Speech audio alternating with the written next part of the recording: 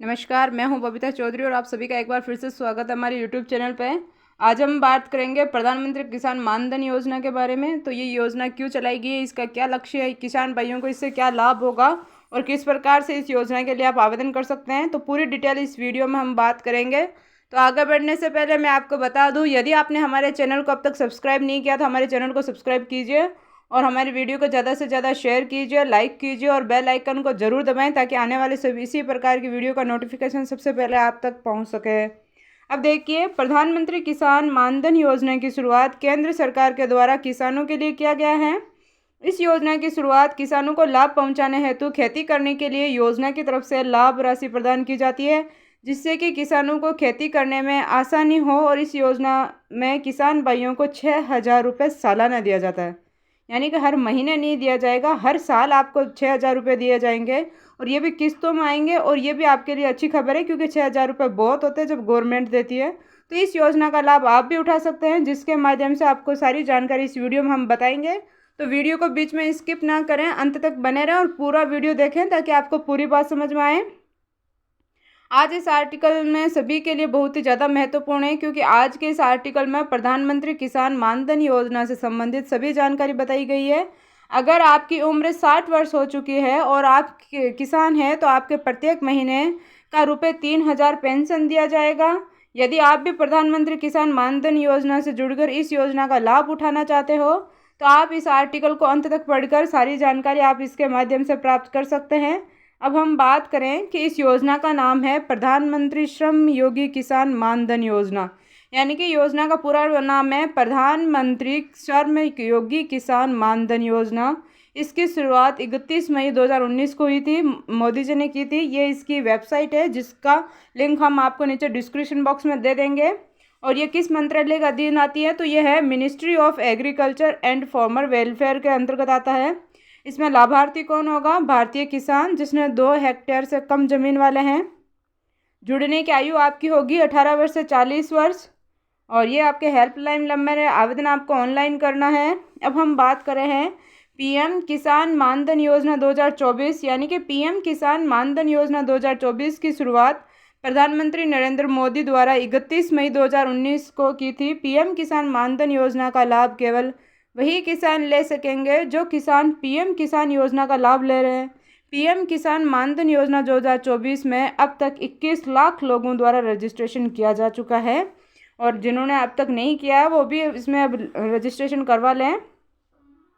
PM किसान मानधन योजना एक किसान पेंशन योजना है। ये योजना 2 हेक्टेयर से कम जमीन वाले छोटे किसानों के लिए है, जिसमें 18 से 40 वर्ष का कोई भी किसान रजिस्ट्रेशन करवा सकता है। यदि कोई किसान 18 वर्ष की आयु में ही इसे प्रारंभ करवाता है तो उसका प्रीमियम मासिक ₹55 और सालाना ₹660 आएगा। और यदि कोई किसान 40 वर्ष की आयु में करवाएगा तो उसका मासिक ₹200 और प्रीमियम व सालाना ₹2,400 आएगा। ये भी देखिए। अब देखते हैं कि सरकार द्वारा छोटे व सीमांत किसानों को ध्यान में रखते हुए बनाई गई है 2 हेक्टेयर तक जमीन वाले ऐसे किसान जिनकी उम्र 18 से 40 वर्ष के बीच है। ऐसे किसान इस योजना के लिए पात्र हो जाते हैं। किसान पेंशन योजना का प्रीमियम न्यूनतम ₹55 और अधिकतम ₹200 और ये एज के हिसाब से रखा गया है। जिसकी जितनी एज होगी उसी के हिसाब से उसको प्रीमियम दिया जाएगा। इस प्रकार 60 वर्ष पूरे होने पर अधिकतम ₹3,000 मासिक प्रीमियम दिया जाता है, यानी कि मासिक पेंशन दी जाती है। और ₹3,000 बहुत ज़्यादा होते हैं। अब देखिए, हम बात करते हैं कि ऐसे किसान जो मानधन योजना के पात्र नहीं हैं, तो देखते हैं कौन ऐसा है जो इस मानधन योजना का पात्र नहीं हो सकता। ऊपर हमने बताया कि किसान पेंशन योजना अथवा मानधन योजना के लिए पात्रता क्या क्या है। अब हम बात करेंगे कि कौन इसका पात्र नहीं हो सकता है। ऐसे छोटे छोटे किसान जो राष्ट्रीय पेंशन योजना, एनपीएस, कर्मचारी राज्य बीमा निगम योजना, कर्मचारी निधि संगठन योजना आदि जैसी किसी भी अन्य संवैधानिक सामाजिक सुरक्षा योजनाओं के अंतर्गत कवर है, वो इसके पात्र नहीं हो सकता है। दूसरी बात, ऐसे किसान जिन्होंने केंद्र के श्रम व रोजगार मंत्रालय की प्रधानमंत्री श्रम योगी मानधन योजना का विकल्प चुना है, ऐसे किसान भी इस योजना से बाहर हो गए हैं। ऐसे किसान जिन्होंने केंद्र सरकार के श्रम और रोजगार मंत्रालय की प्रधानमंत्री लघु व्यापारी मानधन योजना का विकल्प चुना है, वो भी इस योजना से बाहर हो चुके हैं। अब हम बात करें तो पीएम किसान मानधन योजना 2024 के लाभ। आपको 60 वर्ष के बाद हर माह पेंशन के रूप में एक सहारा मिल जाएगा। शुरुआती कुछ वर्षों तक लगभग आधा शेयर सरकार द्वारा वहन किया जाएगा, जो कंट्रीब्यूटर के हिसाब से बड़े फायदे की बात है। यदि आप योजना 60 वर्ष पूरी भी करने के चलते परिपक्वता अवधि से पहले ही बंद कर देते हैं तो भी आपको अच्छा रिटर्न मिलेगा, क्योंकि सरकार द्वारा इसमें सब्सिडी दी जाती है।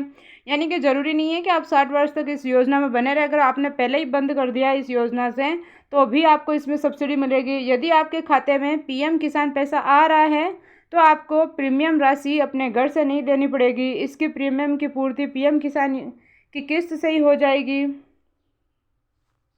अब हम बात करें कि किसान पेंशन योजना है तो आवश्यक दस्तावेज क्या होंगे। 60 साल किसान पेंशन योजना 2021 को शुरू करने के लिए निम्नलिखित आवश्यक दस्तावेज हो गए: Aadhaar card, PAN card, photo, mobile number और बैंक पासवर्ड। अब हम बात करते हैं कि इसका रजिस्ट्रेशन कैसे करवाना है। तो इसका रजिस्ट्रेशन करवाने के लिए आपको नज़दीकी सीएससी में जाकर करवा सकते हैं। अपनी बैंक पासबुक, आधार कार्ड, फोटोग्राफ आदि दस्तावेज के साथ ले जाकर आप अपना पंजीकरण करवा सकते हैं, और पंजीकरण आपको नज़दीकी ई मित्र केंद्र या सीएससी केंद्र में ही जा। अब हम बात करते हैं स्टेप बाय स्टेप कि आपने नज़दीकी सीसी सेंटर जाना होगा। उसके बाद में आपको क्या क्या डॉक्यूमेंट चाहिए: bank passbook, cheque book, bank खाता स्टेटमेंट। इनमें से किसी भी एक दस्तावेज का होना आवश्यक है जिससे आप बैंक खाता होने का प्रमाण पत्र दे सकें। यदि आपने ऊपर दिए गए स्टेप्स को फॉलो कर लिया, पूरा कर लिया, तो उसके बाद में आपको अपना आधार कार्ड देना होगा, जिसके माध्यम से जन सेवा केंद्र कर्मचारी अपना पंजीकरण करेंगे। और आधार कार्ड में आपका जन्म तिथि आदि का विवरण होना चाहिए। इसके बाद वहाँ पर आपके बैंक खाते का विवरण, मोबाइल नंबर, ईमेल, वार्षिक आय विवरण, पति पत्नी का नाम यदि हो तो वह, अंत में नामित व्यक्ति का नाम लिखना होगा। और सभी विवरण भरने के बाद आपका सफलतापूर्वक पंजीकरण करवा दिया जाएगा। इसके बाद आपको पात्रता शर्तों के लिए एक स्व प्रमाणन करवाया जाएगा। पंजीकरण की लगभग सभी प्रक्रिया पूर्ण हो चुकी है, तो इसके बाद आपकी उम्र के अनुसार आपके अंशदान की गणना होगी और आपको पहली बार नगद भुगतान करना होगा। सीसी केंद्र स्वामी आपके नामांकन का प्रिंट आउट लेकर आपसे हस्ताक्षर करवाएगा। उसके बाद हस्ताक्षरित प्रति पुनः अपलोड कर दी जाएगी। आपके खाते में ऑटो डेबिट सुविधा एक्टिवेट कर दी जाएगी। इसके बाद आपको आधार लिंक बैंक खाते से स्वतः अंशदान डेबिट कर लिया जाएगा और आपको एक यूनियन व्यापारी पेंशन खाता संख्या मिल जाएगा, जिससे आपको भविष्य के लिए सुरक्षित व सेव कर लेना चाहिए। यानी कि जो आपको वीपीएन संख्या मिलेगी उसको अपने फ्यूचर के लिए आपको सुरक्षित रखना है, सेव कर लेना है और किसी को उसके बारे में बताना ही नहीं है। तो इसी प्रकार की योजनाओं के बारे में जानने के लिए हमारे चैनल को सब्सक्राइब कीजिए और बेल आइकन को ज़रूर दबाएं, ताकि आपको इसी प्रकार के आने वाली वीडियो का नोटिफिकेशन सबसे पहले मिल सके। और वीडियो को ज़्यादा से ज़्यादा शेयर करें ताकि सभी तक इस वीडियो की जानकारी पहुंच सके। धन्यवाद।